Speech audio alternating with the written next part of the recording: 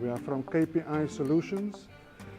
In summary, what we are BE and transformation consultants. So I'm a BE consultant. Okay, we deal with corporates all over South Africa, mainly obviously in Nelson Mandela Bay. We've got clients that are mainly in the automotive sector, but not limited to the automotive sector. And what we do is we obviously assist them in achieving their BEE goals. We assist them with achieving the level that they require. And in that, what I want to talk to you guys today is how can we use BEE as an NPO, as an NGO? What are the opportunities? How can we use BEE as a tool to source funding for our operations that we are doing? Okay. So what we're going to talk about obviously is how BEE works quickly for us as an organization, why it matters, and what are the opportunities specifically for us. So, sorry.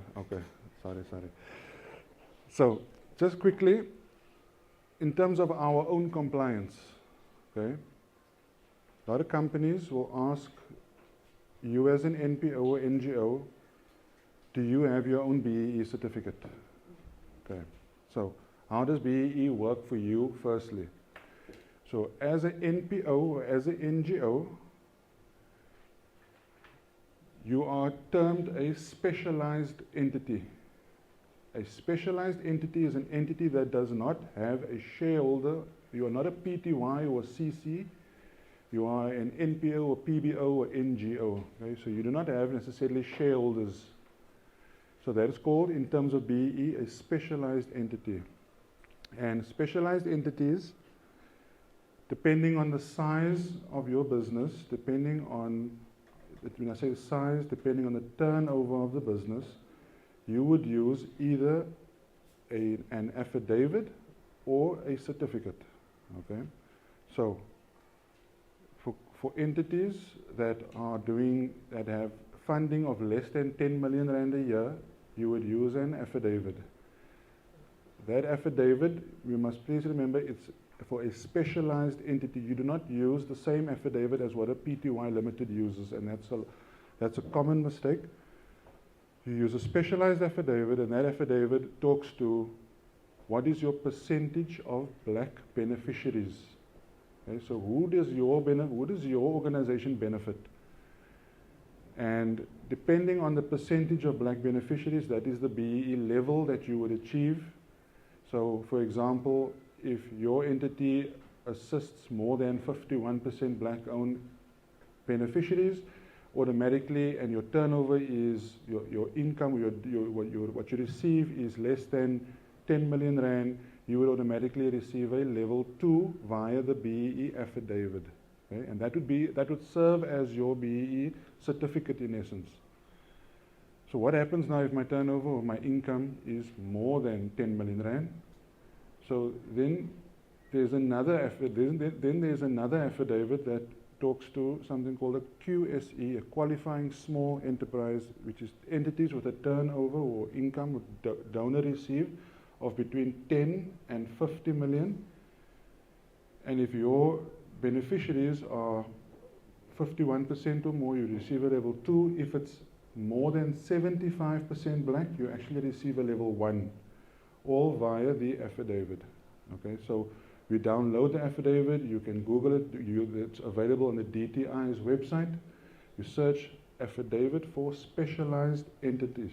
You are a specialized entity, you are not a normal for-profit company, okay, and that is a key difference.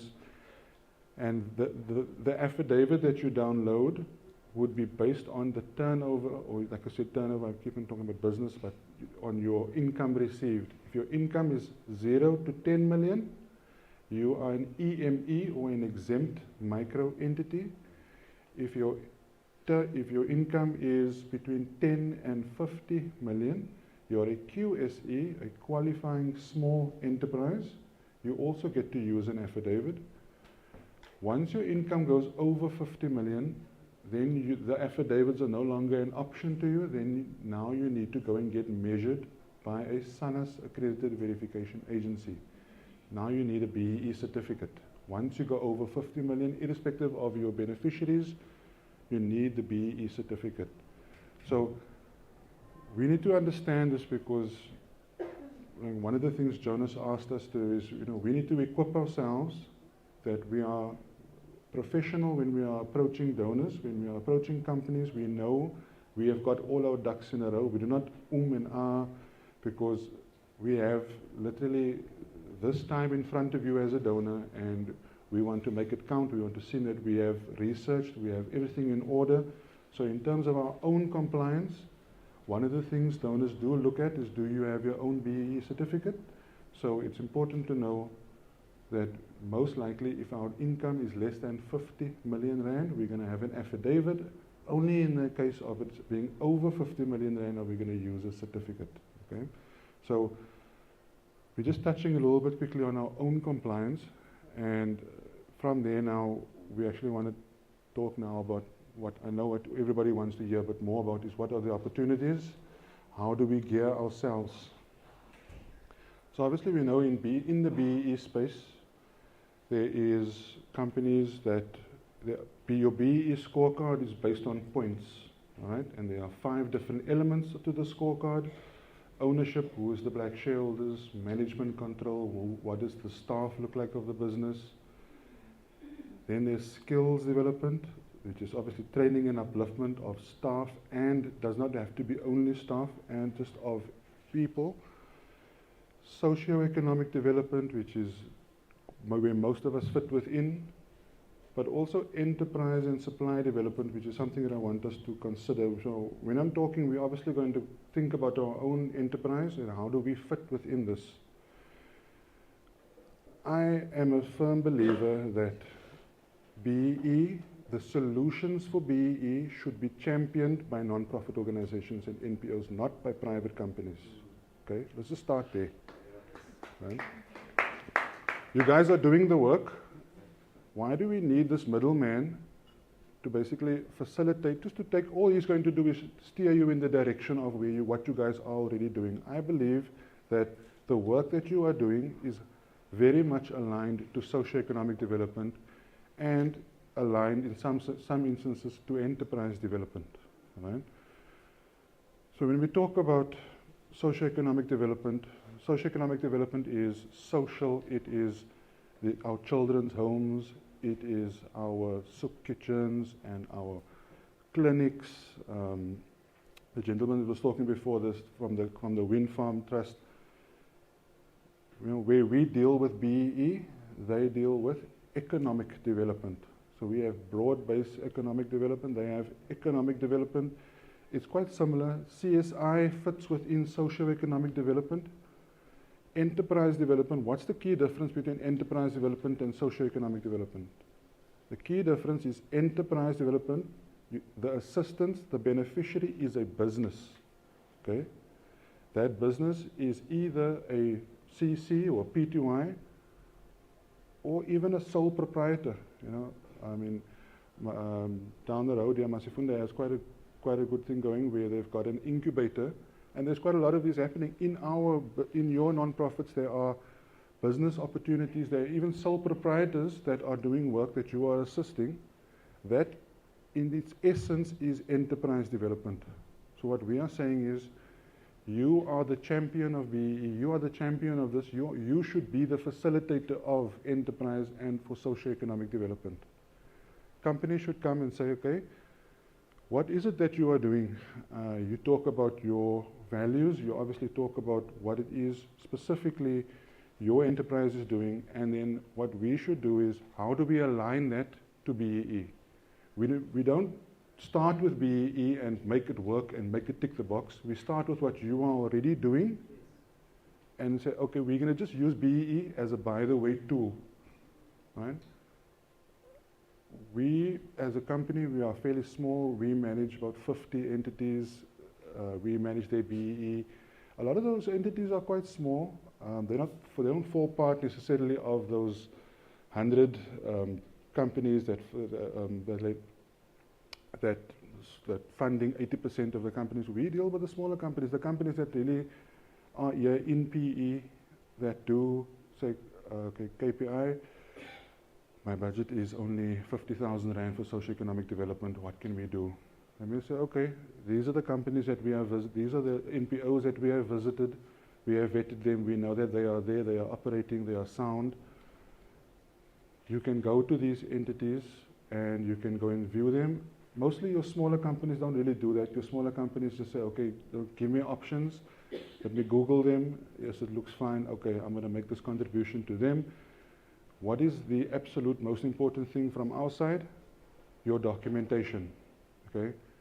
There are certain things, if you're going to claim socio-economic development, what are the main things we need?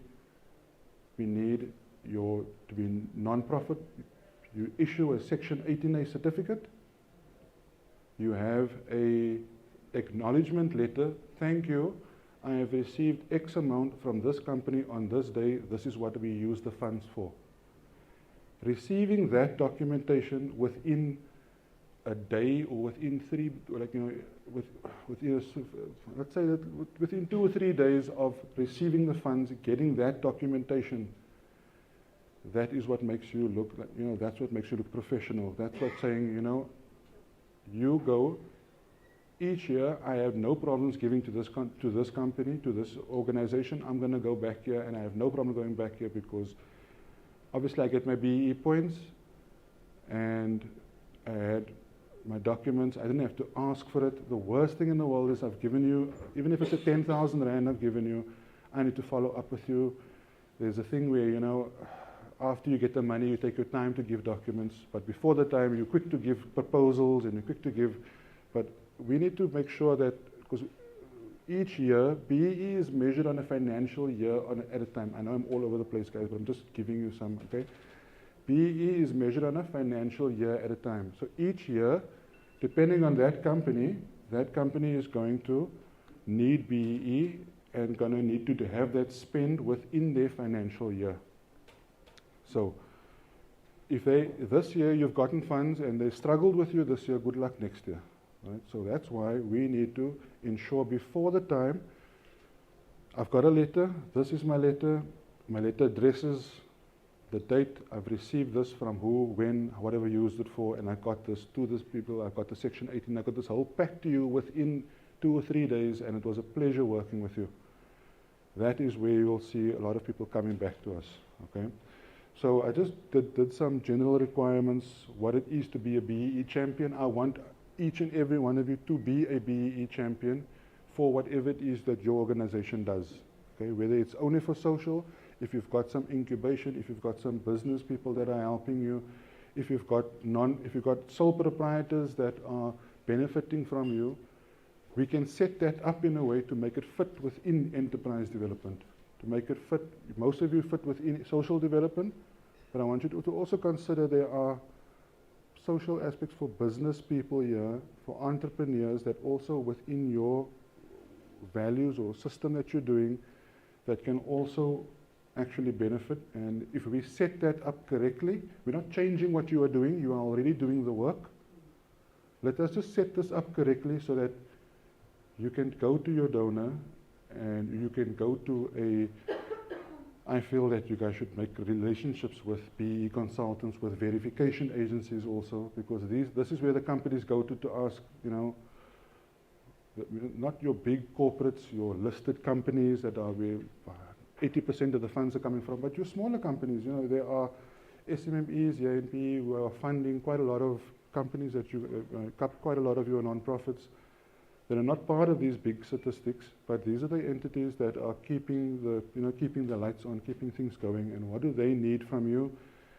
They need to ensure that if they come to you, my documents are in order, everything is set up, and I don't have any problem to actually, and I'll share the screen with you. I don't have to go into detail with it, but The specific thing that I wanted to talk about was how do we expect to attract corporate funding, okay?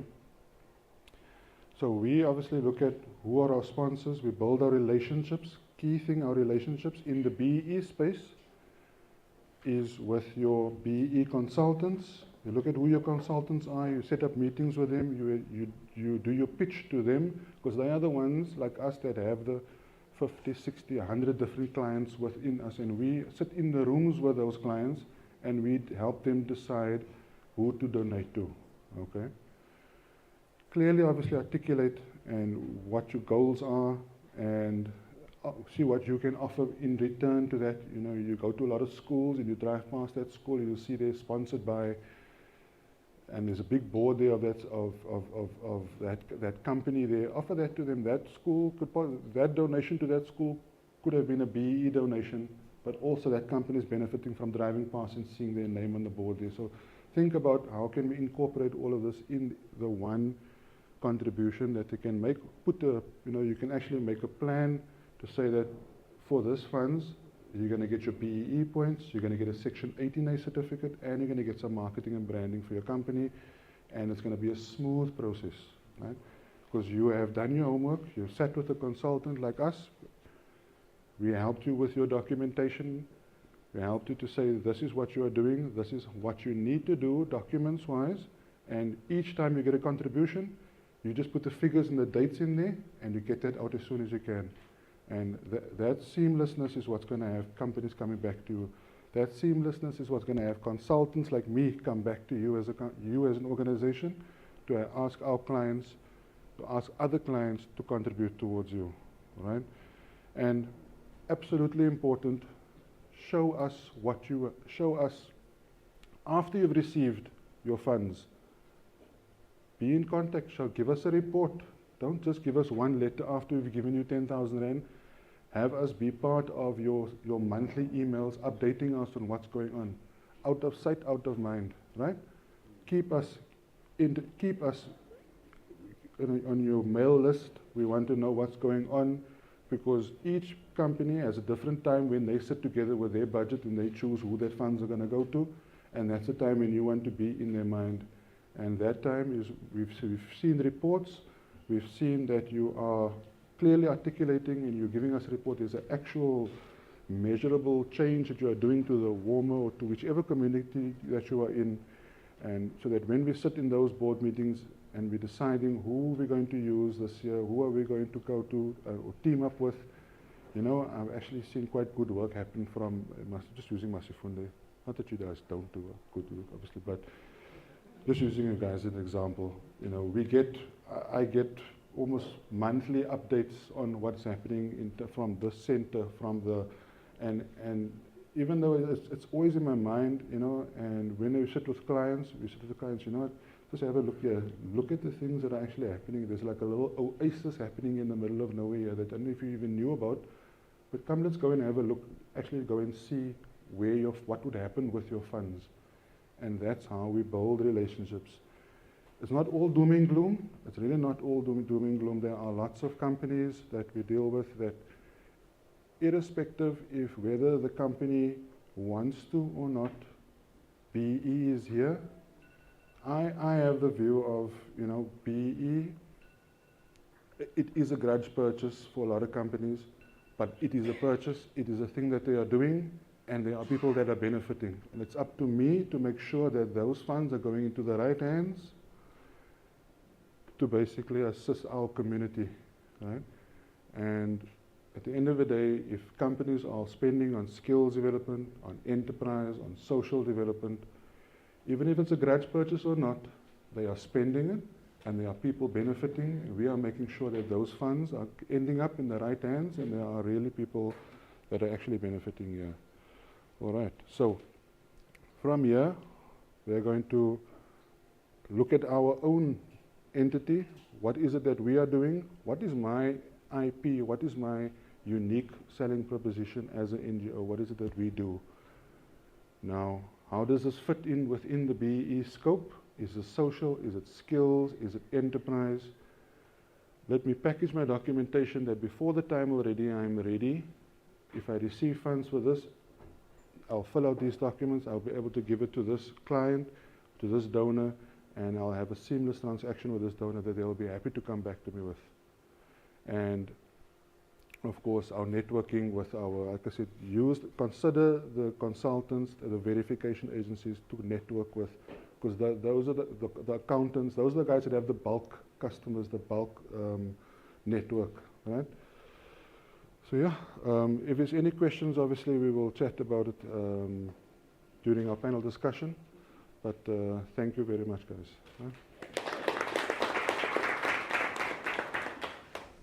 Mr. Aadil, thank you very, very much for sitting down with us. Really enjoyed your presentation there and your insights on how non-profit organizations can leverage the triple B sector. I've just got a few questions that I'd like your insights on, right? And I want to start with this. What practical advice do you have for non-profits to increase their impact and effectiveness? So from my side, which plays mainly within the BEE space, I feel that documentation and compliance is quite important. There are thousands of NGOs and NPOs out there all doing good work, but what we see from our side is a lack of clear, concise documentation which talks to what our BEE requirements are. Those documentation is evidence documentation of what we've been doing, and compliance as that you are a qualifying beneficiary for these funds. Those are the two things, just from our point of view as a consultant. That's not necessarily on the ground seeing the work being done, but we are sitting in those boardrooms talking to those clients. Those are the things, those are the two aspects that I feel that can be very much improved on from a non-profit side. What do you see in the industry in terms of documentation or compliance that rubs you up the wrong way? I can see your face now. Like, what do you think? So what we see is there are lots of proposals. There are, we need funding. This is what we are doing. Please fund us. Okay. We will go in. Usually what we do is once we receive those, we make an appointment, we go and see the operation, make sure that things are happening really as they say they are. And then funding is then approved and received. After funding is approved and received, then there's no communication until we make communication with you. Hey, I need these documents from you, please. And us keep on having to follow up for this documentation. I mean, like I said, unfortunately, we are not on the ground doing the actual work. We are in the boardrooms, in the offices, and yes, of course, we make sure that the work gets done, but remember the reason we have selected you, we have chosen with you is that you are compliant and that this contribution towards you as an NPO will benefit this company's BEE points, okay? And what we need for that is after that contribution, you need to have your documentation in terms of acknowledgement letters, enterprise development agreements, independent reports. Those documentation comes only after you've received the funds. And what we're seeing a little bit too much is after receiving the funds, those companies take those funds and they run with their projects, but they forget to do the BEE pack that is so much needed from our side for that donor to claim that points. They didn't do it only for the points, but it was one of the factors, right? And unfortunately, that leads to that donor possibly considering somebody else because of that part of the aspect. That's what we want to see improved.